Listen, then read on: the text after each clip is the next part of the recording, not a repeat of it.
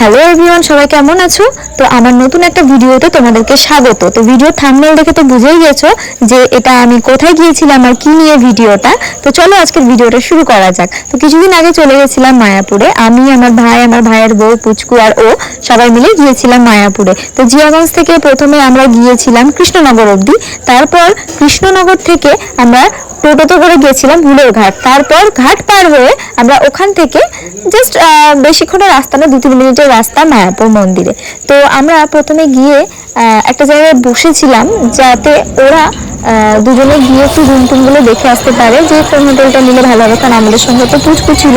আর কোনো হোটেল না নিলে তো এইভাবে পুচকুকে ধরো বারবার খাওয়ানো বা ওর ড্রেস চেঞ্জ করা এগুলো তো সম্ভব নয়। সেই জন্য আমাদেরকে একটা হোটেল নিতে হয়েছিল।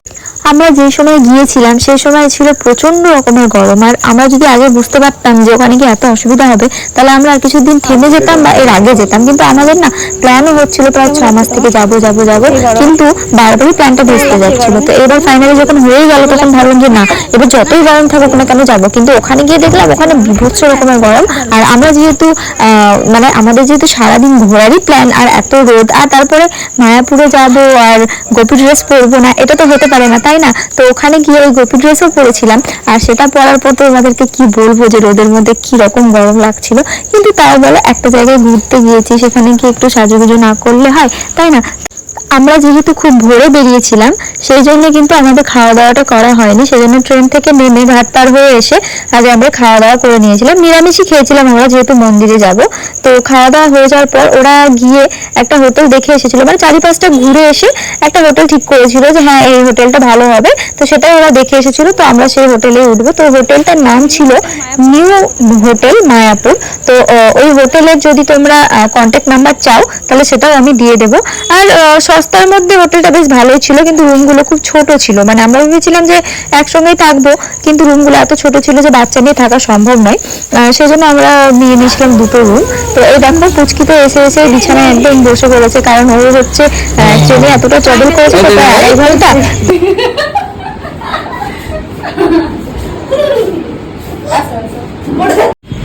এই যে এইটা হচ্ছে হোটেলটার বাইরের ভিউ। তোমাদেরকে বাইরে থেকেও হোটেলটা দেখিয়ে দিলাম। তোমরা যদি কোনোদিন আসো এই হোটেলে উঠতে পারো, অল্প খরচে বেশ ভালো হোটেলটা।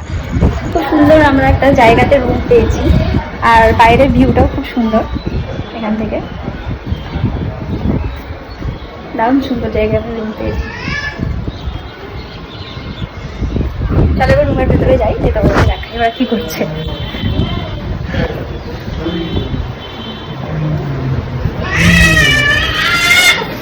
হাই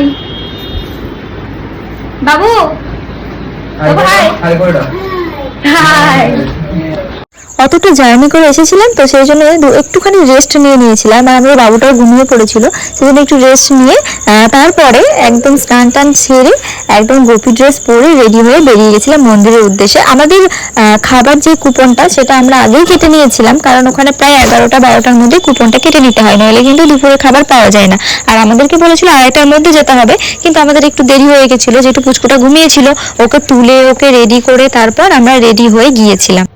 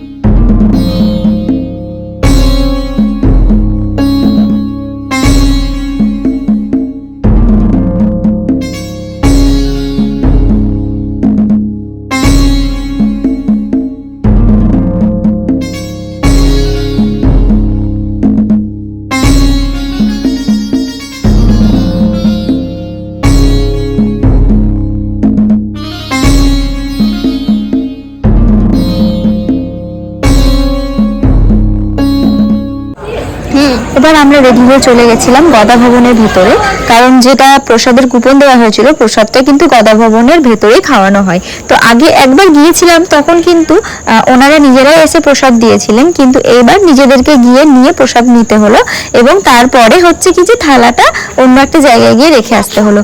প্রসাদ সত্যি বলতে ভগবানের প্রসাদ মানেই তো একদম অমৃত, আর এখানেও এত সুন্দর ছিল প্রসাদ কি বলবো তোমাদেরকে।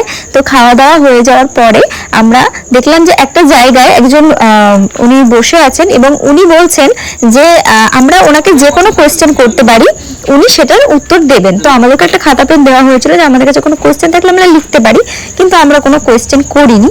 তো সেখানে কিছুটা সময় কাটানোর পরে আমাদের পুচকুটা খুব কান্নাকাটি করছিল, ওই জন্য ওকে নিয়ে আবার হোটেলে চলে এসেছিলাম যে আমরা আবার সন্ধ্যাবেলায় সন্ধ্যা আরতি দেখতে বেরোবো। তো সন্ধ্যাবেলায় রেডি হয়ে যখন সন্ধ্যা আরতি দেখতে বেরোলাম তখন প্রায় 7টা বেজেই গেছে, আর সন্ধ্যা আরতির টাইম ছিল হচ্ছে তোমার 6টা থেকে, দেখো অনেকক্ষণ হয়ে গেছিল।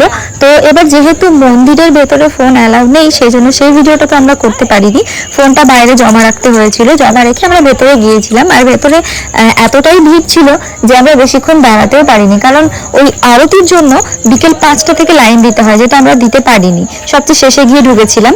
তো সেই জন্য কি হয়েছিল, আমরা ঠিকঠাক আরতিটাও দেখতে পারিনি।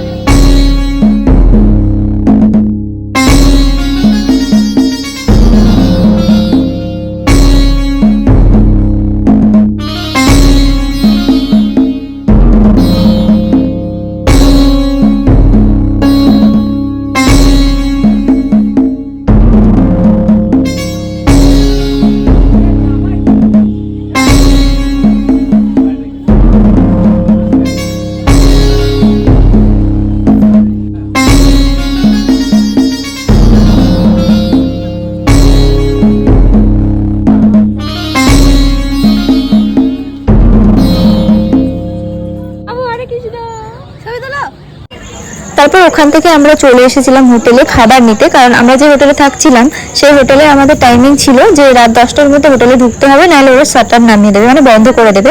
সেই জন্য আমরা তাড়াহুড়ো করে খাবার নিতে চলে গেছিলাম। আমরা নিয়েছিলাম রুটি তরকা, আর আমাদের বাবুটা যেহেতু পুচকু বাচ্চা, যেহেতু দুধ খায়, তো সেই জন্য ওর জন্য একটু গরম জলেরও প্রয়োজন ছিল। তো ওখানে বলতেই ওনারা বললেন যে হ্যাঁ কোনো ব্যাপার নেই, আমরা গরম জল করে দেবো। তো ওনারা গরম জল করে দিয়েছিলেন। তো প্রথমে পুচকু আর পুচকুর মাকে পাঠিয়ে দিয়েছিলাম যে তোরা যা, আমরা খাবার নিয়ে আসছি। তারপর আসার পর আমরা একসাথে খাওয়া দাওয়া করে নিয়েছিলাম।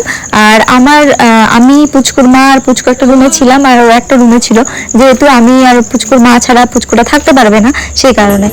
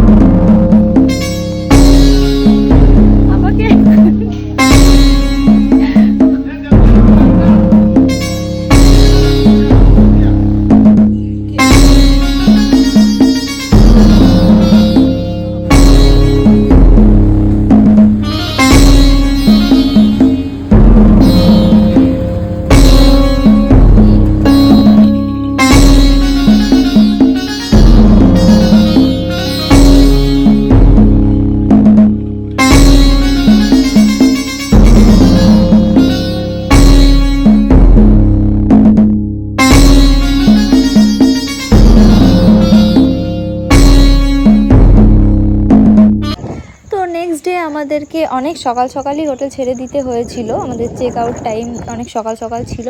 তো সেই জন্য ওখানে চেক আউট করে আমরা আবারও মন্দিরে এসেছিলাম। মন্দিরে আমাদের সমস্ত লাগেজপত্র নিয়ে মন্দিরেই বসেছিলাম, কারণ আমাদের ট্রেনটা একটু দেরিতে ছিল। তো মন্দিরে কিছুক্ষণ সময় কাটানোর পরে আমাদের যখন ট্রেনের টাইম প্রায় কাছাকাছি চলে এসেছিলো, তখন আমরা ওখান থেকে বেরিয়ে এমনি সামনে একটা দোকানে একটু খাওয়া দাওয়া করে নিয়েছিলাম। খাওয়া দাওয়া করে আমরা আবার বেরিয়ে পড়েছিলাম স্টেশনের উদ্দেশ্যে। যেহেতু মন্দির থেকে স্টেশনটা অনেকটাই দূরে, তো আমাদের অনেকক্ষণই টাইম লেগেছিলো, প্রায় 30 মিনিটের উপরে আমাদের টাইম লেগেছিলো। তার আগে বাইরে একটু সামান্য একটু ঘোরাঘুরি করে যে কিছু কেনাকাটা করব কিনা দেখছিলাম। তো কেনাকাটা সেরকম কিছুই করা হয়নি, জাস্ট এই সিঁদুরের কৌটোটাই কিনেছিলাম। তারপর টোটো ধরে চলে গিয়েছিলাম স্টেশনে যেতে যেতে প্রায় আমাদের 1টা বেজে গেছিলো, আর খিদেও পেয়ে গেছিলো খুব। সেজন্য স্টেশনে পৌঁছে আগে টিকিটটা কেটে দেখে নিলাম কোন প্ল্যাটফর্মে ট্রেনটা দিয়েছে। তারপরে আমরা একটু সামান্য কিছু খাওয়া দাওয়া করে নিয়েছিলাম। আর তারপর ট্রেন আসতে তো দেখলাম যে প্রচণ্ড ভিড়, বসার জায়গা তো কেউ পাইনি। ওই দাঁড়িয়ে দাঁড়িয়ে যাওয়ার পর অনেকক্ষণ পর একটু ফাঁকা হয়েছিল, তখন একটু আমরা বসতে পেরেছিলাম। বহরমপুর অবধি তো খুব ভিড় হয়, তোমরা সবাই জানো, দুপুরের ট্রেন মানে তো প্রচণ্ড ভিড়, লোকাল ট্রেন। তো আমার ভিডিওটা কেমন লাগলো একটা কমেন্ট করে অবশ্যই জানাবে। তোমাদের সাথে দেখা হবে পরের একটা ভিডিওতে। Bye bye.